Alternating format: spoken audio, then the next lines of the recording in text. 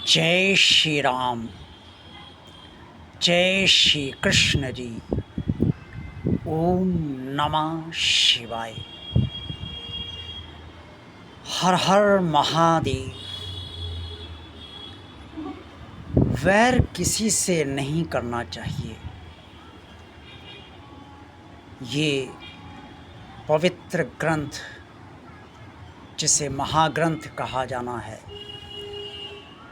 और कहा जाना चाहिए भी, वो है श्रीमद् भगवत गीता।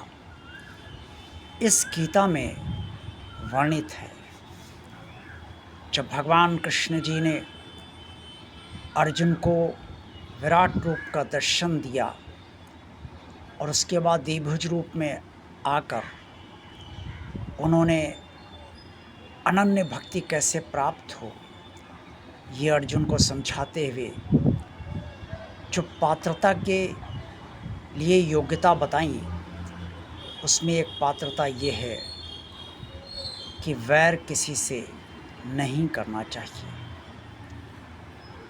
क्यों कहा भगवान ने कि वैर किसी से नहीं करना चाहिए? वैर शब्द यूं ही ऊपर से ही समझ में आता है कि विकारों से, घृणा से भरा हुआ है, और जब ये हमारे अंदर उत्पन्न होता है तो इसकी गहराई में विकार ही विकार और घृणा ही घृणा हमारे भीतर उस व्यक्ति के प्रति उभरती है जिससे हम वैर करते हैं। वैर जितना गहरा होता जाता है उतनी ही हमारी घृणा बढ़ती जाती है और हमारे भीतर विकार भी बढ़ते जाते हैं। ये मानसिक कष्ट हमें प्रदान करते हैं और हम भीतर भीतर प्रज्वलित अग्नि के समान वैर की भावना से चलते रहते हैं, लेकिन शीतलता नहीं आती, क्योंकि वैर का दुश्मन हमारे भीतर मौजूद होता है। जब दुश्मन रूप में वैर मौजूद है तो फिर हम शांत कैसे रह सकते हैं?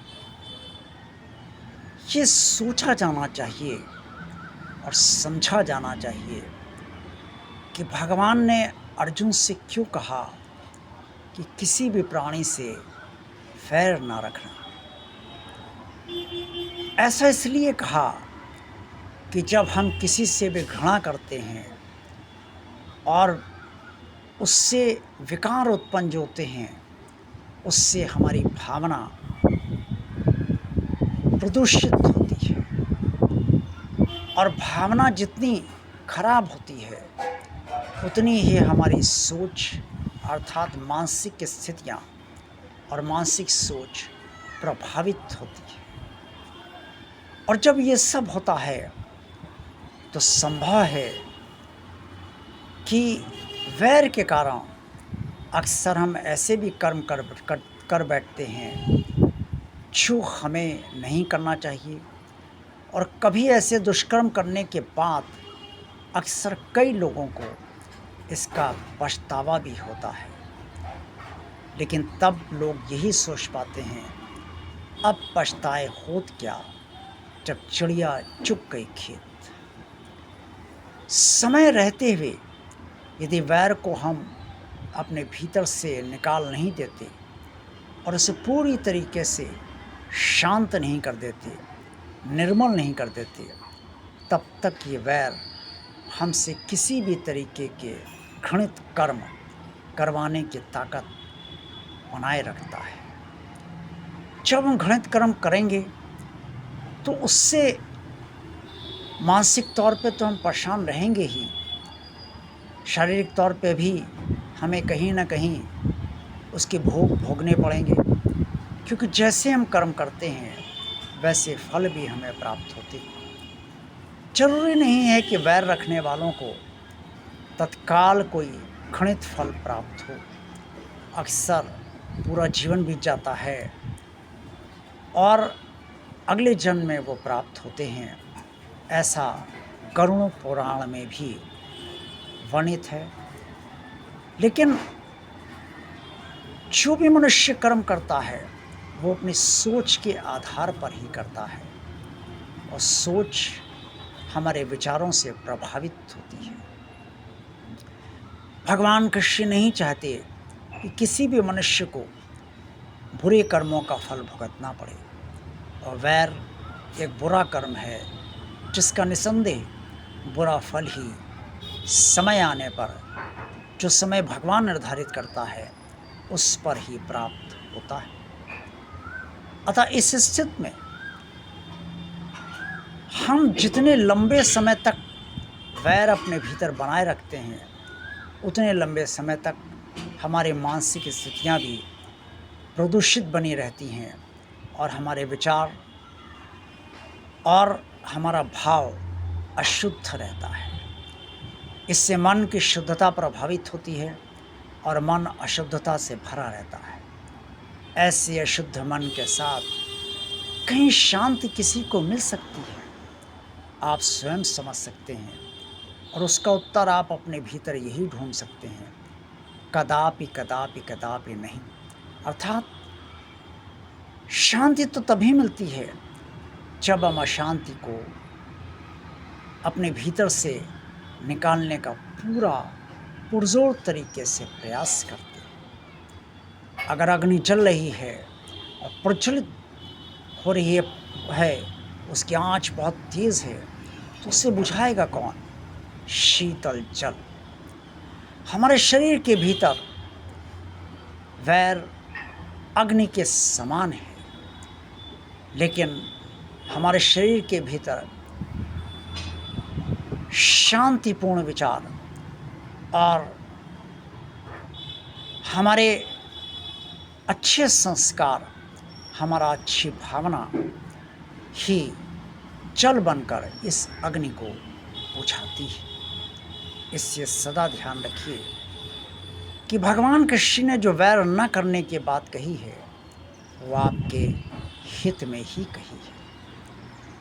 मैं ये नहीं कह रहा हूँ कि हर व्यक्ति वैर रखता है, लेकिन इतना ज़रूर है कि हम सब जीवन में कहीं ना कहीं किसी से वैर चाहे अनचाहे कर ही बैठते हैं, और ऐसा करने से हम बुरे फलों को अपने लिए स्वयं निर्धारित कर लेते हैं, क्योंकि कर्म स्वयं फल का आधार बन जाते हैं, और उनको भोगने का समय, स्थान, स्थिति और परिस्थिति और उसकी समयावधि, अर्थात कब तक वो फल भोगने पड़ेंगे, ये सब निर्णय विधाता अपने हाथ में सुरक्षित रखता है। और जब उन फलों का भोग होता है, तब हमें ये नहीं बताया जाता कि ये फलों का भोग वैर रखने के कारण हुआ है, बल्कि तब तो हमें इस तरह से एक तड़प अंदर से होती है कि भाई ये किस दुष्कर्म का फल हमें मिल रहा है, मैंने तो कुछ किया ही नहीं। इससे जब भी ये विचार आए कि मैंने तो कुछ गलत किया ही नहीं, तो अपने भीतर ही ये खंगालना चाहिए, अपने भीतर ही ये सोचना चाहिए, अपने भीतर ही तटस्थ होकर चिंतन करना चाहिए कि कहीं कुछ विकार तो हमारे अंदर अभी भी नहीं चल रहे हैं। अगर अभी भी विकार चल रहे हैं, तो इसका मतलब है कि पहले भी विकार रहे होंगे। हो सकता है वो विकार कहीं आज के विकारों से भी ज़्यादा रहे हों, तो उन्हीं का फल मिल रहा हो।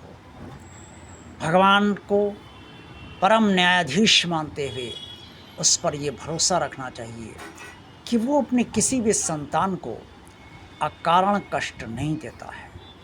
संतान के जो कर्म होते हैं, उसके आधार पर ही वो फलों का रूप और उसकी समयावधि तय करता है, और जैसा वो निर्धारित करता है, उसी के अनुसार ही सभी संतानें फल भोगती हुई जीवन और मरण के चक्र से गुजरा करती हैं।